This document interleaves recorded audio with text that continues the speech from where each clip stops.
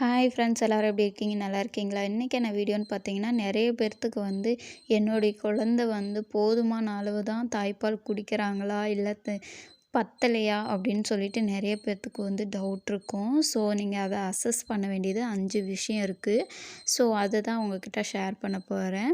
First one பார்த்தீங்க அப்படின்னா, ஒரு நாளைக்கு குழந்த 8 to 12 டைம்ஸ் ஃபீடிங் எடுக்கணும். ஸோ இந்த மாதிரி எடுத்துக்கிட்டாங்க அப்படின்னா அவங்களுக்கு போதுமான அளவு மில்க் இருக்குது அப்படின்னு அர்த்தம்.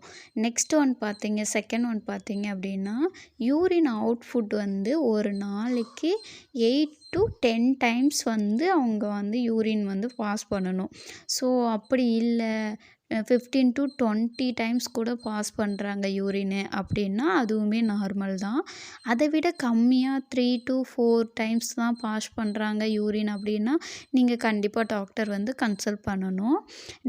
தேர்ட் ஒன் பார்த்தீங்க அப்படின்னா, வெயிட் கெயின் நீங்கள் வீக்லி ட்வைஸ் நீங்கள் செக் பண்ணிக்கிட்டீங்க அப்படின்னா கண்டிப்பாக உங்களுக்கு நல்லா யூஸ்ஃபுல்லாக இருக்கும்.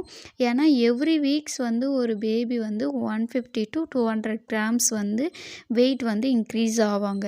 ஸோ அந்த மாதிரி இன்க்ரீஸ் ஆகிட்டு வராங்க அப்படின்னா கண்டிப்பாக அவங்களுக்கு போதுமான அளவு மில்க் செக்ரேஷனும் இருக்குது, மில்க்கும் ஃபீட் எடுத்துக்கிறாங்க அப்படின்னு அர்த்தம். ஃபோர்த் ஒன் பார்த்தீங்க அப்படின்னா, மதர் ஃபீடிங் பண்ணும்போது அவங்கள நீங்கள் கவனிக்கணும். பேபி மில்க் ஷக் பண்ணும்போது சவுண்ட்ஸு எல்லாத்தையுமே நீங்கள் ரொம்ப அப்சர்வேஷன்ஸ் பண்ணணும்.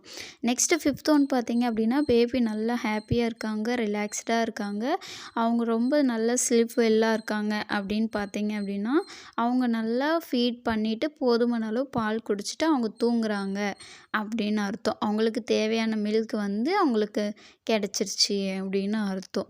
ஓகேங்களா? இந்த மாதிரி வீடியோலாம் உங்களுக்கு பார்க்க யூஸ்ஃபுல்லாக இருந்துச்சு அப்படின்னா கண்டிப்பாக நம்ம சேனலை சப்ஸ்கிரைப் பண்ணிவிட்டு பாருங்கள். நெக்ஸ்ட் வீடியோவில் பார்ப்போம். பாய். கண்டிப்பாக சப்ஸ்கிரைப் பண்ணுங்கள்.